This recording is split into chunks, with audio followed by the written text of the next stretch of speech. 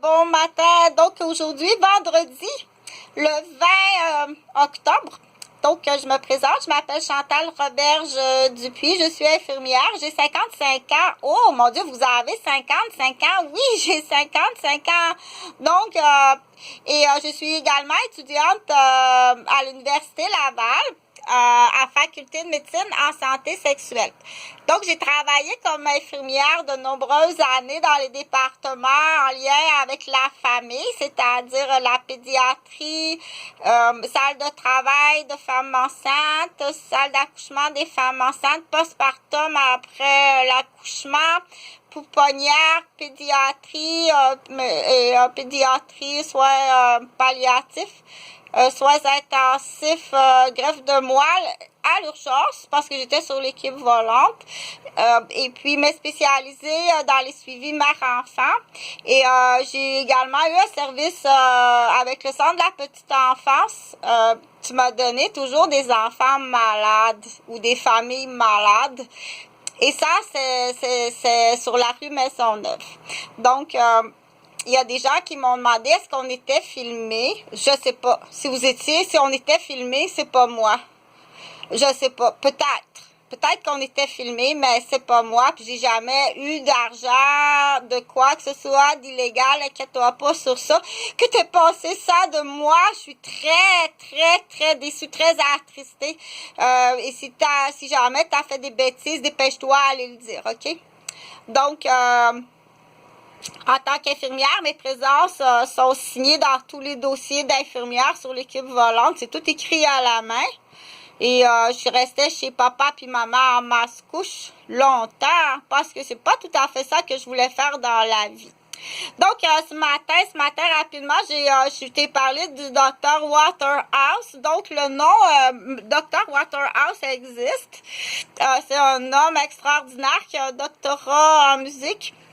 Donc, je t'ai emprunté ton nom, comme ça, j'ai demandé la permission par email, j'ai pas eu de nouvelles, mais je pense qu'on peut, étant donné que c'est un nom qui est tout à fait mignon, je l'utilise pour l'instant.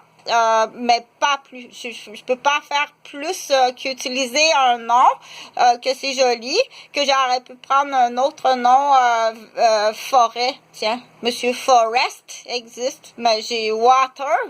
C'est de l'eau. House, c'est maison. Donc, bonjour. Donc, ici, je vais faire une petite capsule pour les enfants. Donc, j'avais parlé des proportions dans les proportions. Hein, ça, c'est tout.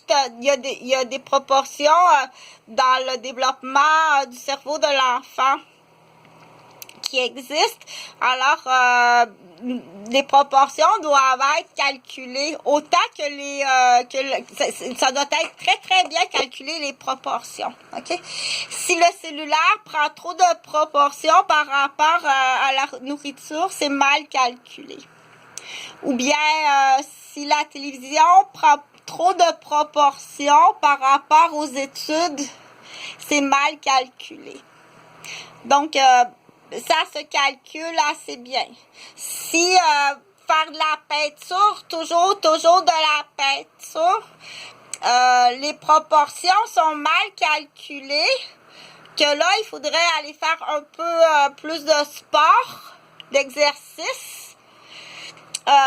Et puis, donc, il faut calculer les proportions chez l'enfant, mais aussi chez l'adulte.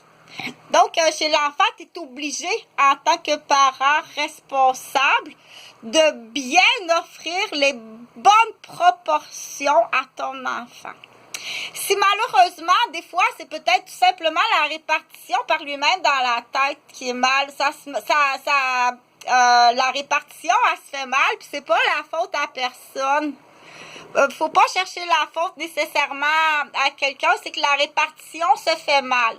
Là, le pourquoi, ça serait trop long. Je te donnerai pas un cours en neuromédecine, en pédiatrie. OK? C'est pas la faute à personne.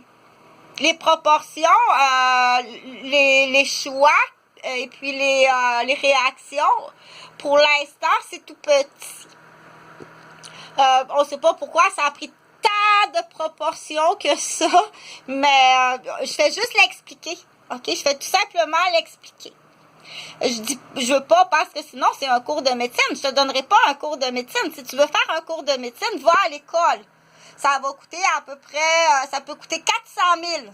400 000 faire un médecin en pédiatrie. OK? Fait qu'il y a un parent là, qui vient de recevoir la facture. Ça a coûté 400 000 pour son enfant. On est très fiers. On est très fiers en tant que parents quand notre enfant est médecin. Sauf que quand tu reçois l'avis de décès, votre enfant est décédé à Vancouver. Il était assassiné.